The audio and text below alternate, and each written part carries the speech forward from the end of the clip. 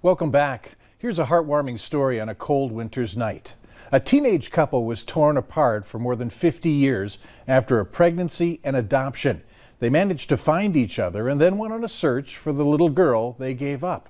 Reporter John Lauritsen shares their lost love tale. And I only lived 2 blocks from the school, so he'd walk me home after school practically every day. In 1961, it seemed like Karen and Denny would be together forever. After the football games or basketball games, she'd be waiting up there for me. But life threw the teenagers a curveball when Karen found out she was pregnant. Her family took her to a home for unwed mothers. Denny only got to visit her a couple times, including the day their baby girl was born. They held their daughter for about an hour before giving her up for adoption. We had a photograph taken of her, and that was the last of our memories of her. The couple wasn't just saying goodbye to their daughter. They were also saying goodbye to each other.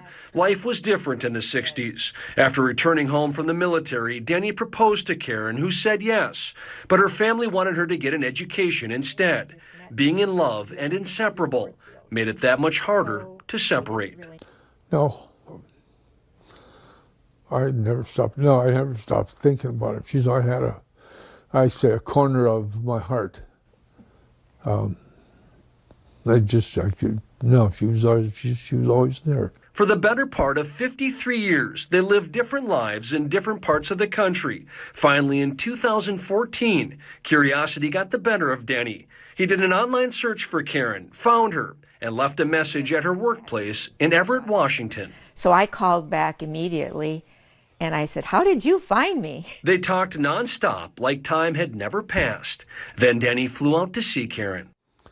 It was just magic, you know. She got a car, she ran around and she jumped on me, and I said, "Babe, you're home." And it did feel like nothing much had changed, including his dimples when he smiled and his sparkling eyes. They got married 36 hours later and settled down in the Twin Cities. But life wasn't quite complete. Not yet. One day when he said, "Karen, it took me this long to find you. My life would be complete if we could find our daughter." They worked with Lutheran Social Services to try and find Jean. The adoption agency sent Jean a letter that she initially dismissed. Luckily, her husband read it. And then one day I came home from work and he says, "I think you better sit down."